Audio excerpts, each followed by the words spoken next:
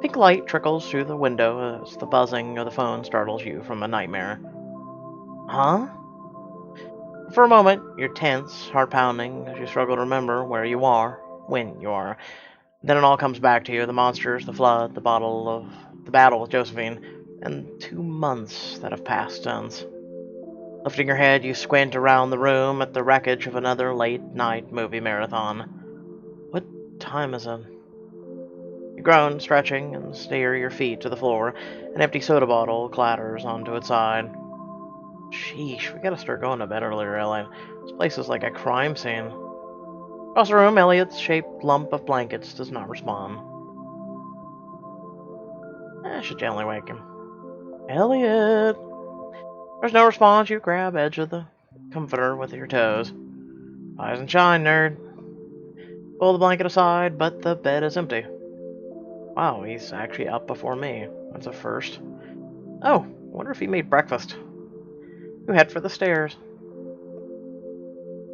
The stairs squeak underfoot as you descend, passing the high water mark still stained into the wood. Do I smell waffles?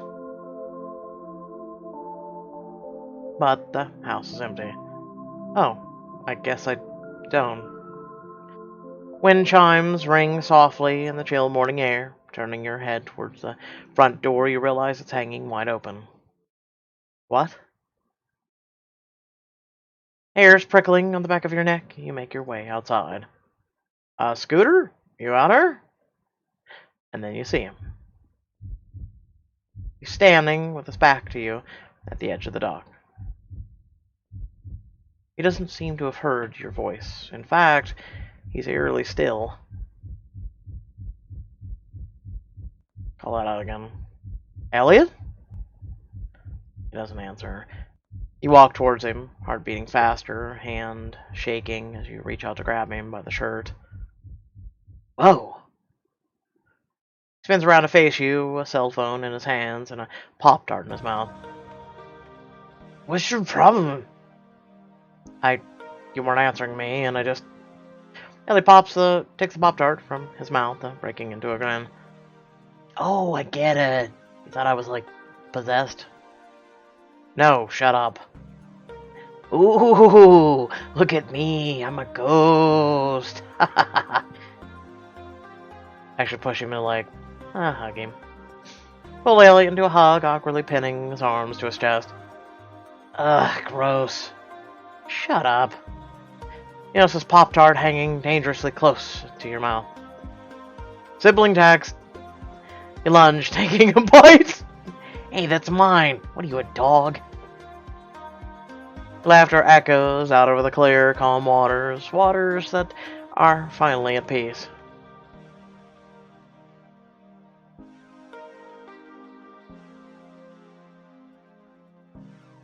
It lives beneath. Hope you're all having a good day, by the way. If not, hopefully I make it better. Fishsticks. Later at the table, you plop down with a plate of scrambled eggs. Nearby, Elliot fiddles on his phone. Who were you texting anyway? Your boyfriend? He's not my... Elliot starts to reply out of a habit, then pauses, cocking his head. Wait. I guess he is now, huh? That's weird. I have a boyfriend.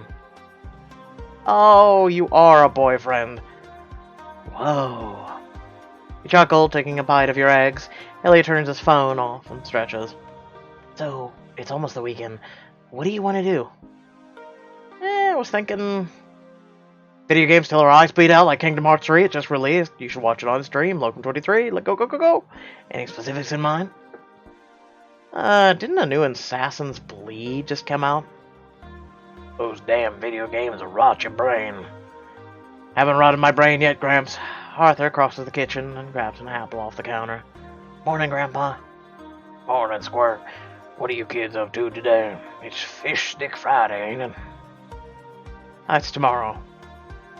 We're meeting everybody for a picnic today. Well, that'll be fun. If you stay out of trouble, I ain't bailing you out of jail if you smash the neighbors' mailboxes. Elliot scoffs. Your grandpa ruffles his hair and leaves through the front door. You're gonna have your hands full with him after I head back to school. Haha, him? Nah, he's a big softy. And you're positive you want to stay here? There's still time for me to look into off-campus housing back at school. I'm okay. I like it here, you know? It's quiet. Now with all the monsters and cultists are gone, I mean. I'm just sorry we never found out which one of those hooded freaks killed Mom and Dad. Well, whoever it was got what was coming to them, and then some. Finish your meal and clean up in the kitchen while Elliot flops down on the couch. So, what do you want to do until the picnic? I was thinking about heading into town, checking up on everyone. Can't you just text them? That would defeat the purpose of giving myself an excuse to go outside. Why don't you come with me? We could stop by that ice cream place. Maybe bump into Robbie. Elliot blushes. So what? I don't care. I can see him later. Shut up. Stop looking at me like that. Oh, come on. Don't you want to get as much Robbie time as you can before he goes back to live with his mom in Tulsa? Oh, when you put it like that. Want to drag Elliot out with you? It'll be a good chance to bond a little more and get an opportunity to talk to Robbie. Saving it. Nah, you're right. Go ahead and stay in today. But, you have to clean up your room while I'm gone. Elliot blows a raspberry, rolling your eyes. You head outside. Who should I talk to first? R.I.P. Parker. So we got Danny, Imogen, Tom. We kept everyone else alive except for one person. I can live with the fact that we lost one person in a non-Diamond edition. Okay? I can live with that. Let's talk to Danny. Coffee shop. Mwah. As you enter the Compass Cafe, you spot Danny sitting at a table towards the back. Photographs spread out in front of her. Any of those pictures of me? You wish. These are the new photos of the dam repair for Clickit. You sat down across from her, picking up one of the photos and studying it. I still can't believe you work for Clickit. I take all my what kind of soup are you quizzes there. Hey, come on. It's not all personality tests and clickbait. They do some serious journalism. That's why my series on the aftermath of the flood caught their eye. They wanted a real photojournalist. So, does that mean your family's taken care of? Your dreams are coming true? Rebellion's over? Your dreams are coming true? Yeah, I guess they are. Photographing for an independent news outlet? It's everything I've ever wanted. Even if it comes at a cost. Hey, you would have achieved all of this with or without Josephine's attack. You're just that talented. I think Clickit agrees with you. And it must feel pretty good to see Daniela Asturias in big bold letters on their website. You bet your butt it does. It's a good thing I'm working there too. I've had a chance to control some of the news that's come out about the disaster. The official explanation was breaking the dam and that the flood forced out wild animals that panicked and attacked. But the people of Pine Springs, what did they think happened? Most of them are happy to believe the news. Even the ones caught in the attack are trying their best to forget. That's why I've made it my mission to not let that happen. We can't let the world find out what happened here. But if the people here don't remember what the society did, then how are they supposed to stop others from trying again? You think it'll happen again? If idiots like society could figure out the powers here, then you can bet someone else will try. And I plan on being here when that happens. Well, I could help too, you know. I know I'm headed back to school soon, but I'll be back every holiday. Nah, I wouldn't ask you to do that. You've been through enough. Vance, you, Elliot, and your grandpa. Well, I'm glad I'm leaving this town in safe hands then. Safer than life. Buy you coffee before you head out? I've got 3 years worth of coupons to burn through.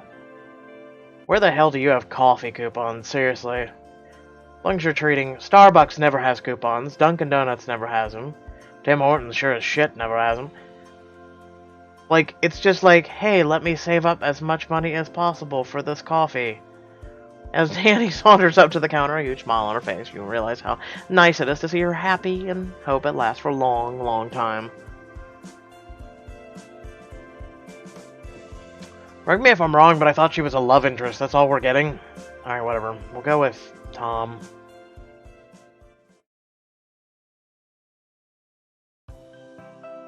Before even entering the boat shop, you can already hear banging and sawing.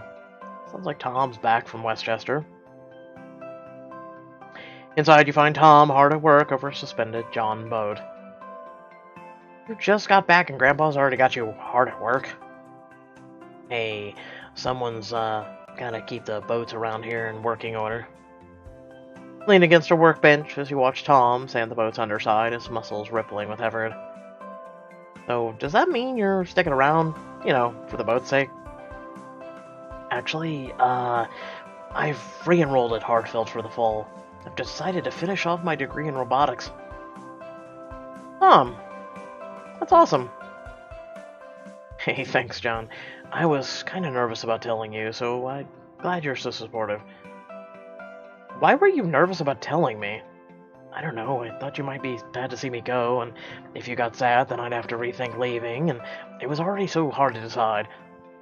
Of course I'm sad to see you go, but it's not like we'll never see each other again, right? Right.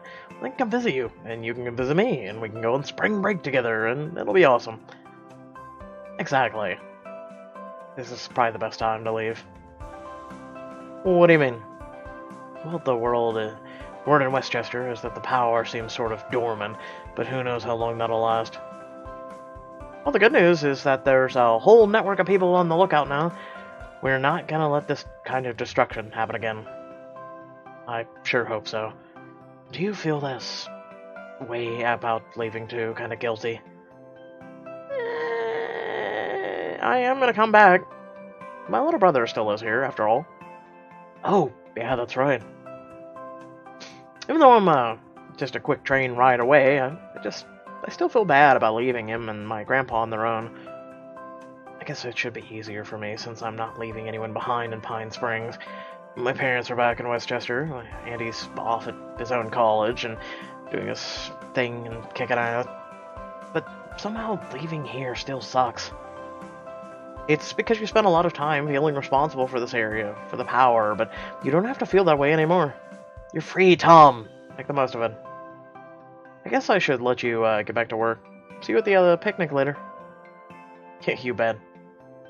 Give Tom's bare shoulder a squeeze before walking in and out of the shop. The sounds of whirring sand are following you out.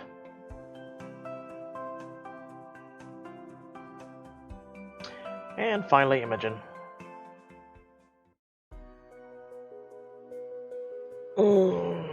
Hey, just think she's been orphaned, but she has a bunch of money and a nice house. Approaching the sprawling mansion, you're nearly knocked into the pool by two movers hauling a sofa. Whoa. Hey, watch it, kid. What are you doing, Carl? You know the satay goes in the donation section, not the auction section.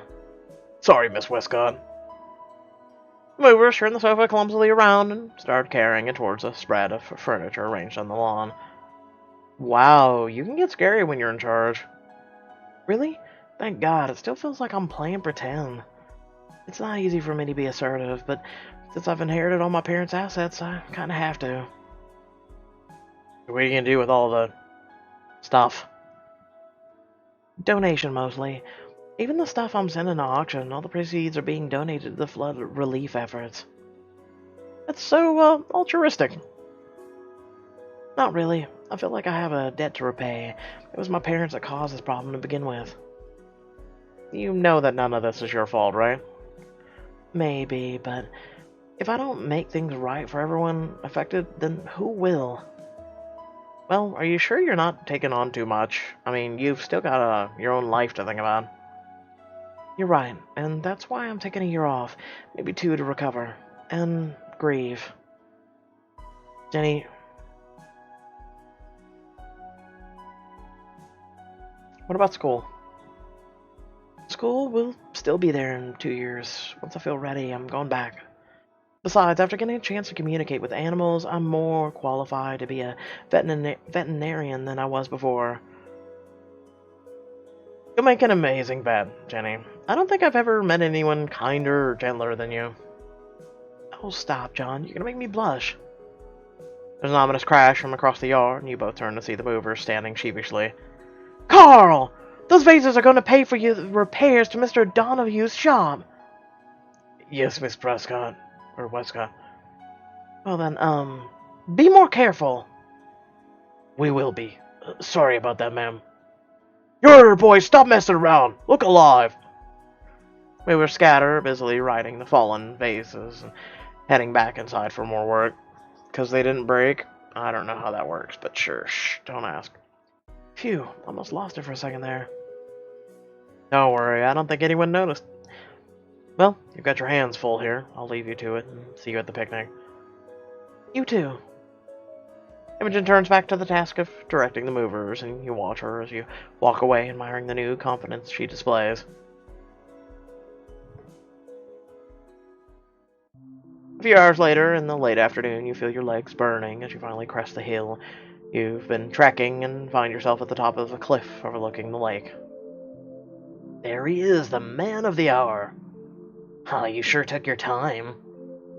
Well, maybe if someone hadn't decided to hold this picnic at the top of the cliffs of insanity, I would have been here a little sooner. All I've heard are excuses, Vans. You take your place on the blanket beside your friends, and brother. A cooler full of beverages sits open next to the shopping bags full of food. You didn't start without me. Color me impressed. You should be. I don't know of any torture worse than staring at a bag full of Korean barbecue chips and not being able to eat them. But now you're here. There's a small scuffle as everyone tears into the food at once. Chip bags fly through the air, grapes roll way down the hill. Who lets grapes roll down the goddamn hill? Can you not grab them fast enough? What are you all, pigs? When everyone's finally eating happily, you take an ice-cold drink from the cooler and lift it in the air. I'd like to make a toast.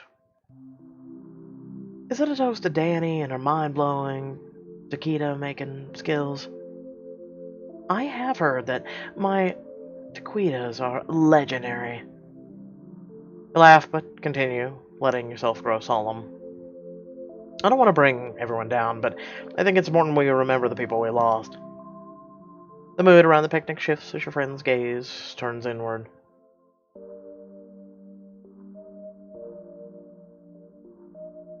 Really? Really? This is the people we want to fucking remember? Talk about someone else, please. Oh, thank God.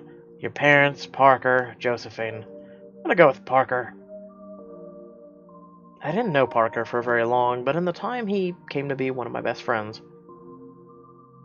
He was braver than anyone I've ever known. He was kind, gentle, and always ready to listen to anything you had to say. I know he left us, but he came back when we needed him the most. Sacrificed himself for us.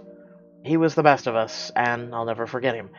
And for as long as I live, I'll never forget him. Brush away a tear and turn to the others. Does anyone else have anything else that they'd like to say? I do. Danny looks at the blanket under her instead of at her friends, her voice quavering as she talks. Parker was an egghead. He was straight-laced, boring, way too muscly. Danny! He was patient and selfless, and always willing to stand up for what was right. I know he and I didn't always see eye to eye, but he was the best friend anyone could have had, and a better friend than I deserved. Danny trails off, her eyes glistening. Imogen wraps her arm around Danny's shoulder supportively. Living in Pine Springs, I'd known Parker for a while. We were annoyed by him sometimes, but he was always there to help. Do you guys remember how he was always prepared, no matter what? He was prepared until the very end, huh? I didn't know Parker as well as the rest of you, but he saved my life more times than I can count. From the times we talked, I could see he was a good person. It's really a shame that there's one less good person in the world. You hold your drink up, looking at each of your friends in turn. To Parker. We've all been through a lot. We've seen things no one should ever. So let's make sure to be kind to each other, but most importantly, be kind to ourselves. Each one of us is brave and amazing, no matter what hardships come our way. Remember what we did. Remember that if you survive this, you can survive anything. You raise your drink high in the air. To the future, survival, friendship.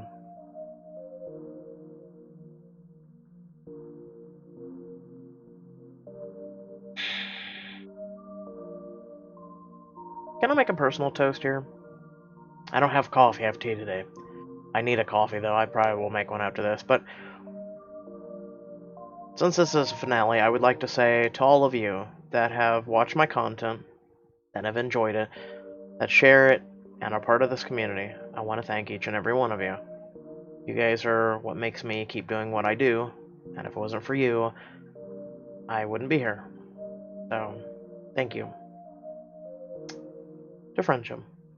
The whole gathering raises their assorted glasses. To friendship. And peace and harmony. Calm down, my little pony. You all drink deeply, letting the memory of those you've lost take hold. Once the grave air has subsided, you resume eating. As the serious atmosphere gives way, you take a moment to watch your friends talking, laughing, and you're filled with warmth. I think we're going to be okay after all. What was that, John? Oh, nothing. As the sky shifts from the heaviness of the late afternoon, the food gradually disappears and your friends start to yawn. Man, I'm stuffed. Why'd no one ever tell me cheese on apples was so delicious? Like a rich people's secret or something. I'm so full I can't move. You're gonna have to roll me down the hill. I can't believe we drank 2 bottles of Chardonnay. I don't even feel tipsy.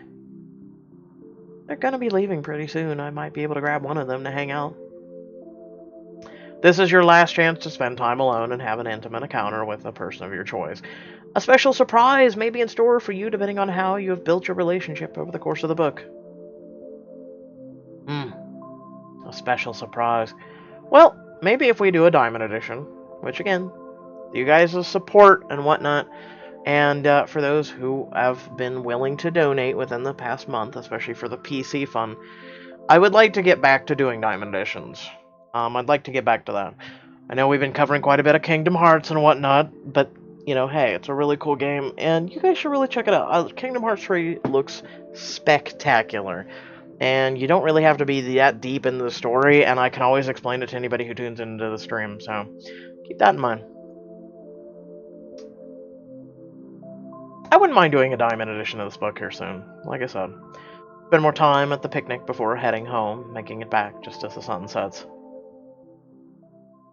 The following morning, with Elliot still a Robbie's, you decide to lounge around and enjoy some time to yourself. Later, as you're taking the trash out, you spot your grandpa loading a boat on the dock. Morning. Going out on a job? Ah, fishing. Just, bought a new trout lure I'm itching to try. Ah, that is the most old person sentence I've ever heard. Huh, funny. I don't recall asking your opinion. That's okay. It's normal to forget things at your age. Oh, That was good. you want to stand here and disrespect your head all day, or you want to come join me? Have you met me? Fishing is not exactly my thing. Come on. Do you have anything better to do? Kingdom Hearts 3 on Locum 23's channel. I mean, what? I kid. A short while later, your boat putters to a stop not far from the dam. Arthur produces 2 rods, baits them, and hands one of them to you. You know how to cast. Yes, totally. 100%. But why don't you show me how you do it, and we can compare? Hold the little button there. Pull your arm back and then swing forward. Let go of the button at the top of your swing. Arthur gives a flick of his fishing rod. The Bobber traces a smooth arc through the air and plucks into the water about 30 feet away. You know, they have buttons on fishing rods now? I'm old school. Seems easy enough. Hold the button, swing, then release. Wince and cast as well as you can. Hey, not bad. Wow, really? Open your eyes to discover your bobber is floating perfectly on the water some distance away. Oh, sweet, go me. Guess it runs in the family. Arthur settles back into a cushioned seat. So, what happens now? You shut up and you wait. You take in that beautiful, crisp blue sky that Bob Ross painted himself. White little fluffy clouds, little titanium white for those, and little phthalo blue in the background. He probably painted the water, too. We wait. For how long? Oh, shut the... You're ruining this fishing trip. Depends on how much more noise we make. Oh, no offense, but fishing is super boring. It's super goddamn relaxing. Shut the fuck up. You know, kid, it took me a long time to figure it out, but it's those boring parts where life happens. That's the good stuff. But if you're not too careful, you won't realize that until 5 minutes after it's gone. A long silence settles in between you. After a while, Arthur turns to you, and the two of you lock eyes.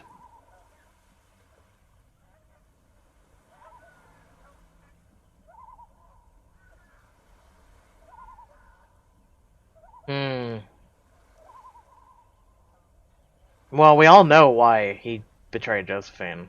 If no one knows by now, he's not a bad guy. He did it for trying to protect his daughter, you know?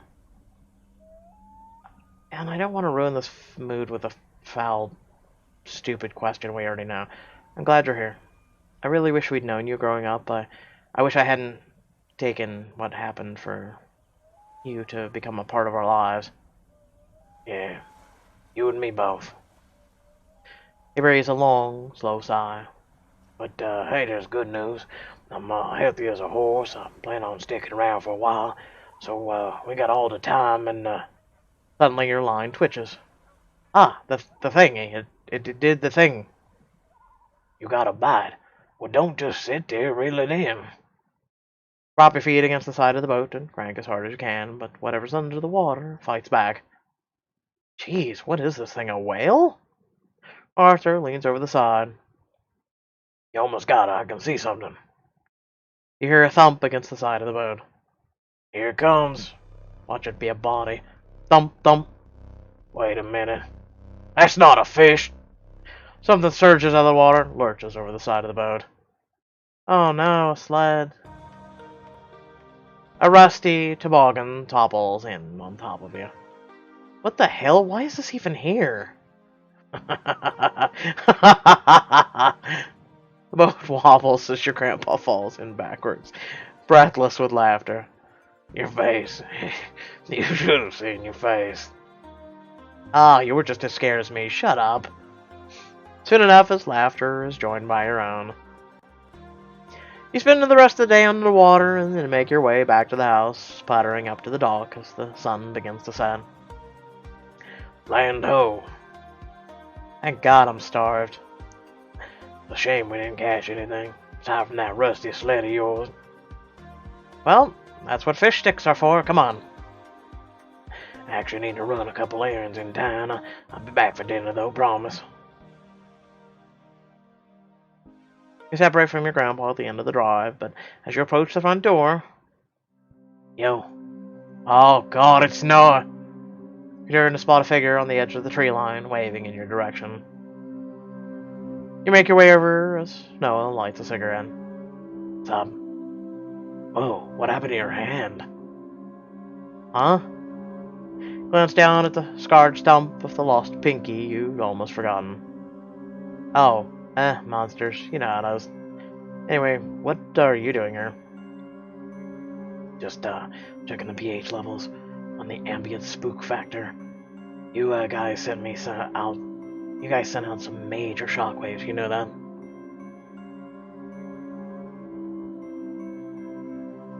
So what's the verdict? Seems like everything is pretty quiet for now, but something tells me it won't stay that way for long. It never does. Anyway, I'm on my way back now, but I figured I should stop by. Wanna come say hi to John? John's here? Noah lifts his gaze, breathing one last puff of smoke in the moonlit direction. John's always around. You just gotta know how to listen. Drops the cigarette, stumps it out, and turns to head into the trees. You coming? Go with Noah to say goodbye to John and unlock a special scene at the end of the chapter. You know what? Why not? I want to visit myself. Right on. Noah nods towards the trees, and you follow him into the deepening night. In a small twilight grove, Noah sits down cross-legged in the grass and softly calls out. Hey, John, can you hear me? John is here. You should come out and say hi. John's a very common name. Shh, don't ask. Goosebumps prickle up and down your arms as the wind seems to carry Noah's words away. So, how does this work exactly? Noah shrugs, and you start to ask another question, then freeze as the shadows in the clearing wake up off the grass and into the dark silhouette. Hi. Hey, dude. He's a heartless, but he's a good one. You would get that reference. John picks a piece of grass up off of Noah's knee, then glances towards you. Hey, John. Nice to see you. Friends? Noah starts to light another cigarette, but John plucks it from his lips. Hey. Bad for you. What are you, my mom? Give me that back. Noah grabs for the cigarette, but John eats it. Too slow. Wow, real mature. Yep, that's friendship if I ever saw it. Noah shakes his head, smiling as John floats away, drifting between the trees with an almost casual grace. So have you told the others yet? Noah hugs his knees to his chest. No, Why not? they wouldn't. They're not ready to. Sighs. Honestly, I'm just scared. Going back there facing them again, I don't know. It's a lot. They deserve to know the truth. I know you're right, but Noah buries his face in his arms. I have nightmares about what happened. About me and John, and there's this knife, and we fought over it, and Breathes a slow sigh. how could anyone ever forgive me after that?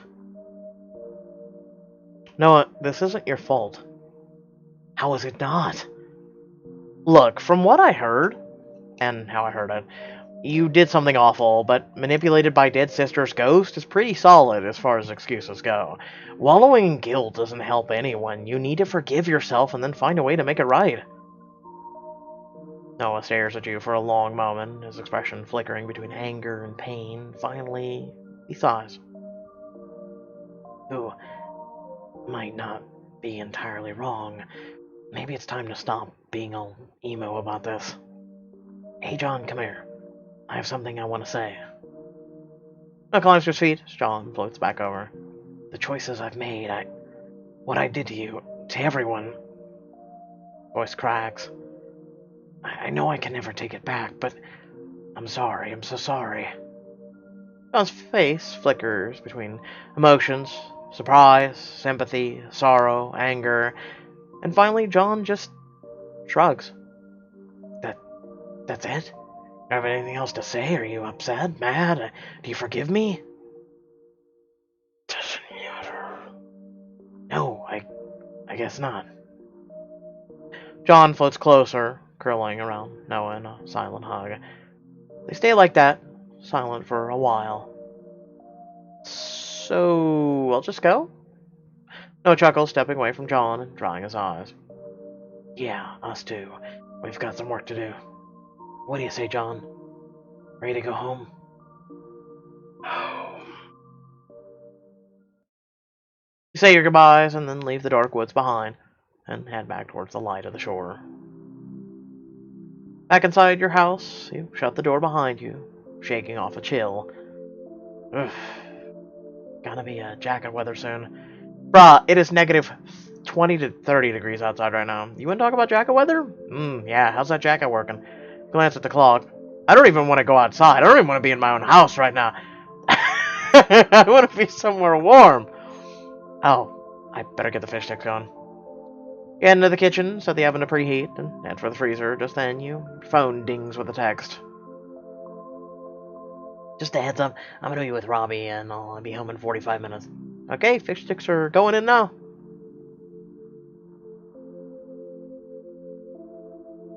Lifting your face from your phone, you find yourself staring into the freezer. You grab the box of fish sticks and then pause. Closing your eyes, you take a breath of cold air and let out a contented sigh. Everything feels boring.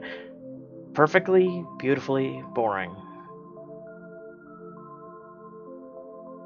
And then you close the freezer door. Could that be any slower? Ah, fish sticks again? What the hell? You drop the box and scream as the hooded figure surges across the room, grabs you by the throat, and shoves you over the counter. Have to fight? You stab something into your side. I don't even have time to... You look down and discover a syringe sticking out of you.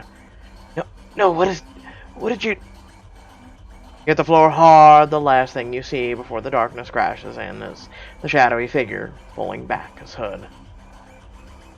Sweet dreams. What did I tell you? What did I fucking tell you? It's not over. Who didn't believe me? Who? When the darkness passes, a new darkness has taken its place. What? Where? You sense movement, shafts of light, the rumbling of an engine. As you slowly regain consciousness, your eyes adjust to the space around you. Hello?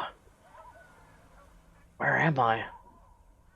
Reach out in front of you, your fingers find a wall of solid wood. Your wrists are bound with plastic zip ties, your breath quickens. What the hell? What's going on? What is this? It's a coffin. Outside, you hear the engine of the boat shut off. There we go. It's just you and me now. Oh, feel free to scream if you want. Remain silent. No, nothing. You're still alive in there, sport. Go to hell. Oh, thank God. I thought I might have gotten the dosage wrong. I feel awful if you slept through your own murder. Why are you doing this? It's over. You people lost. Oh, I know. The society's toast. You and your little ragtag mystery-busting crew made sure of that. No, I'm flying solo on this one. Just me, you, and a whole lot of water.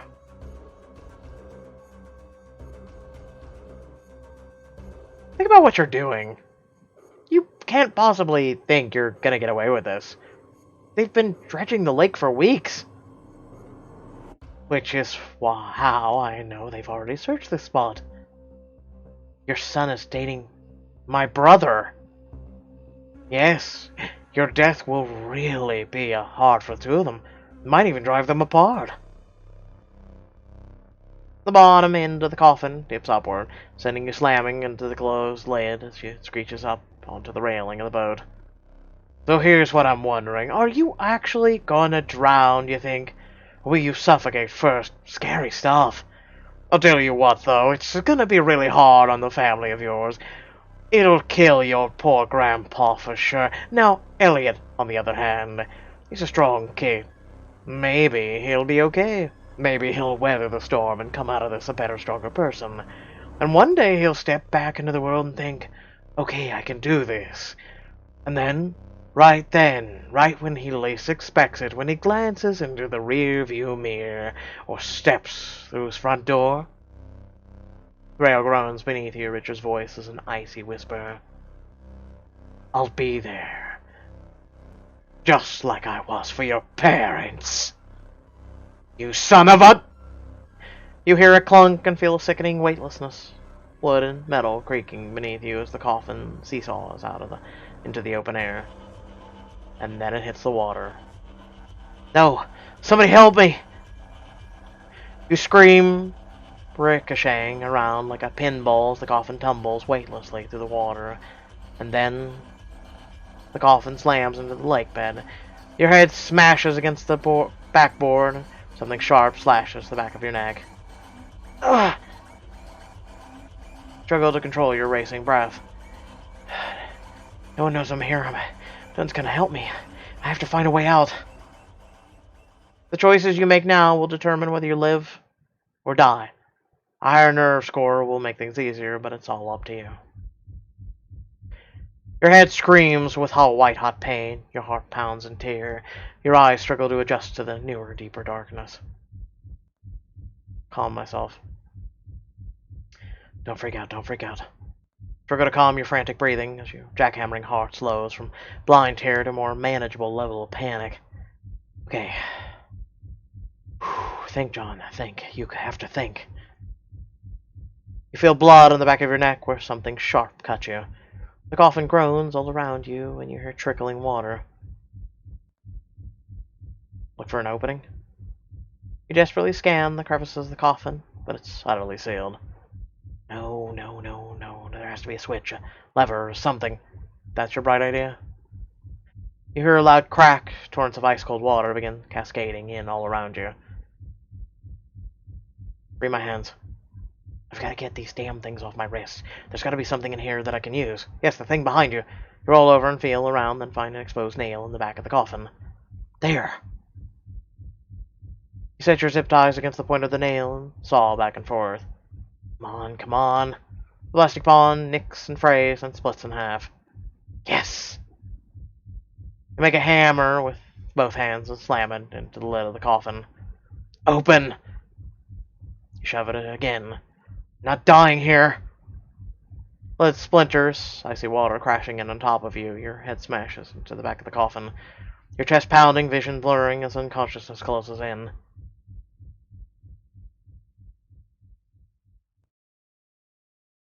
Push. The lid of the coffin explodes into splinters as your bloodied fist busts through them. Not today. With empty lungs, you burst free, struggling towards the surface. You explode out of the water, gasping air into your lungs as you drag yourself over the side of the boat. What the hell? Well. Surprise, dick. You haul yourself into the boat, heaving with rage. Richard stumbles backwards, horrified. That's impossible. How did you get out? How the... What are you? Your worst goddamn nightmare. Richard lunges for a hammer on the deck. Kick him in the crotch. Grab the sides of the boat and hurtle over the seats. Slingshot your foot into Richard's groin. Aye! He doubles over in half, moaning as he crawls away backwards. John, please. We can talk about this. Oh, there's nothing left to talk about.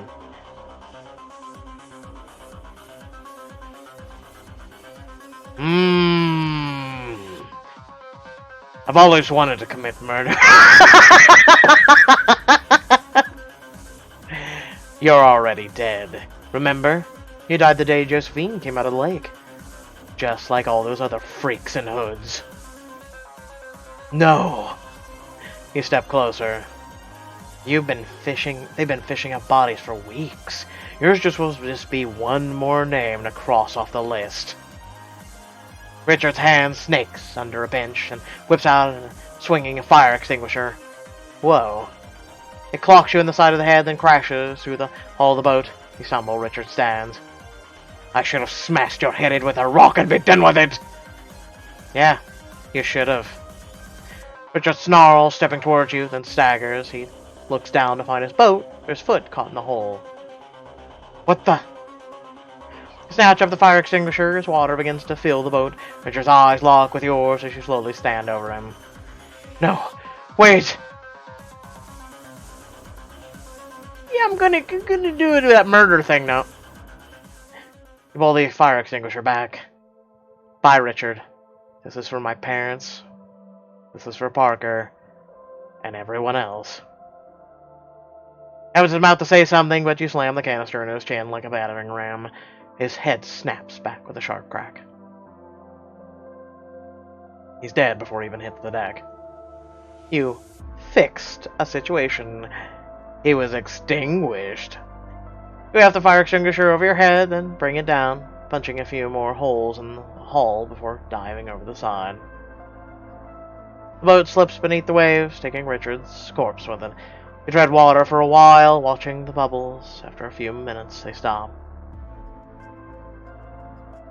Lifting your head to the moonlight, you find yourself thinking of your parents as you draw in a deep breath of cool night air. You know, it's a nice night for a swim. The wind whispers over the water, parting the fog as you shoulder forth into the dark.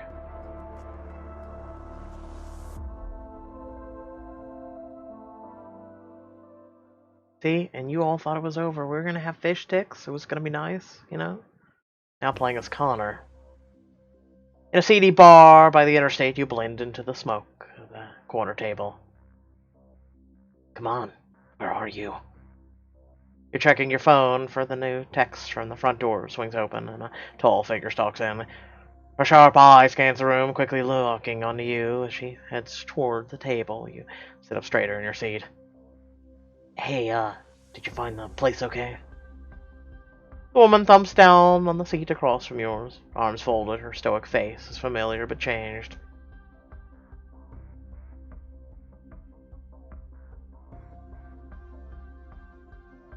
Jocelyn. Wait. Jocelyn from It Lives in the Woods / Jocelyn who sacrificed herself / am I right in that? I mean, you kind of look badass and like a changed person now, actually, but alright. What the hell am I doing here? Jocelyn, thanks for coming. Like, no offense, but the fact that I'm here does not mean we're suddenly best buds. Oh, yeah, of course. Make an effort not to stare at the scars. Jocelyn rolls her eyes. So you invited me to this dump and start talking. Well, I heard you've been looking for answers about what happened that night at homecoming. Haven't you heard? It was dogs, rabid dogs, and spiked punch. Yeah, that's what everyone says, but it's not what you told the cops in your statement. Jocelyn lunges over the table, grabbing you by the collar and yanking you out of your seat. What do you know about it, Breakfast Club? Have you been stalking me? Only a little, but I think I can help you. With what? How to wear a mullet? Sure, if you want, and while we're at it, doing that I can tell you the truth about those things that attacked you. As long as you don't strangle me. She drops you back into your seat. You tug your collar, breathing a sigh of relief as Jocelyn studies you from across the table. I'm listening. That night at homecoming, you saved people. I just reacted stupidly. Some people would call that what you did heroic. Yeah, well, some people can pay for my physical therapy. What's your point? My point is, you were a jerk in high school, but when those things showed up, your first instinct was to protect others. Because you knew in your gut that those things weren't dogs. They were something different. Monsters. Monsters aren't real. Aren't they? Jocelyn meets your gaze, uncertain. Let's just say I believe you. And I'm not saying I do, but where did these monsters come from? You look down at the table. There's some kind of power. It's behind the things that attacked you, even behind the thing behind them. And it killed John. We don't know what it is. We don't know why it is. All we know is it lives in the woods, and when it gets mad, people get hurt. Wow, okay, this is like a total lot of process. First of all, who's we? Right now, there's the two of us, and other people I invited here tonight.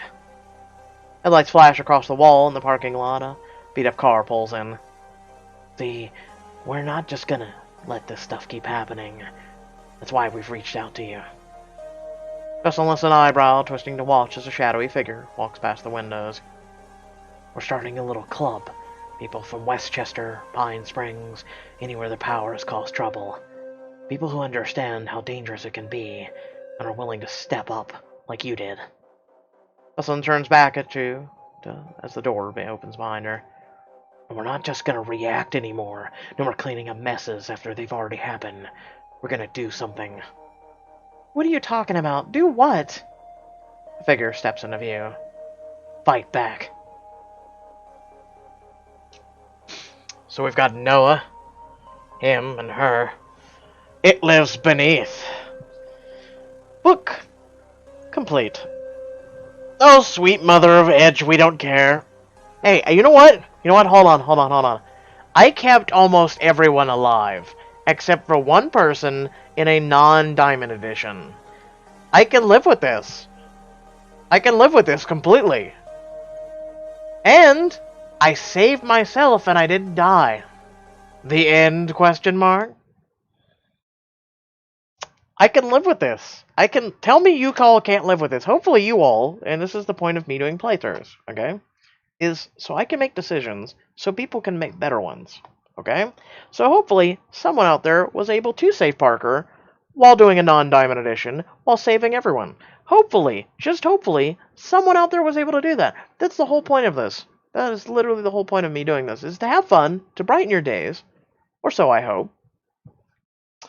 And for everyone to just have some fun and to liven things up. People have told me left and right that, you know, hey, man, I stopped reading this book, or I stopped reading this book, and if it wasn't for your videos, I wouldn't even give a shit. Or people have told me that, hey, because of you, I've actually installed this app. Congratulations, I am doing my job. Thank you. Thank you very much. That means a lot to me. So without further ado, I hope you did enjoy. Remember to like, share, and subscribe. Head down the description below, links to social media, Discord, and a few links to support yours truly. It does mean a lot. Also, if you're not able to, that's fine. Please smack that share button and share the channel or share the video. So without further ado, what did you all think? Did you all enjoy it? Did you hate it? Are you looking forward to book 3? What do you think will happen in book 3? I have some theories already. We'll see. We'll see. Remember, our little group from It Lives in the Woods is always constantly researching and everything, and they're looking into things as it is. They might be part of the group. They may be part of it. Clearly Noah is. And Connor has accepted Noah into being a part of this. However, Noah really didn't help us. I mean, hopefully Noah and... well, I'm assuming if you let Noah become, you know, the shadow monster, I'm assuming we walked in, or someone else. I don't know. You guys will have to let me know. And again, it actually kind of makes me want to do a Diamond Edition as soon as possible to unlock everything and see, you know, what we can do. But again, right now the main thing is getting the new PC, getting everything set up, and then hey, just think, you could have a little picture of me, if you guys want, a little video of me. Actually, not even a picture of an actual video. You could actually watch me do voice acting, everything, my reactions, my face, whatnot. While doing that, I'm working on those things. So you guys get to see me. You guys could say hi and like, yeah. See, I'm doing things. I'm evolving my channel and my community constantly. And I'm trying to make this the best possible thing. I'm not just going to be sitting here doing diamond editions like other people who hack for the rest of their days. I want us to evolve. I want us to be a bigger, better channel. And I want us to do a lot of different things together and build a community, you know, where we can all count on one another and be there for one another on top of it all. Not just the content, but on top of it all, we're all there for one another. That's what I want. I want a utopia of happiness and acceptance and things like that. So, thanks for watching, and I'll catch you all in the next video. Peace.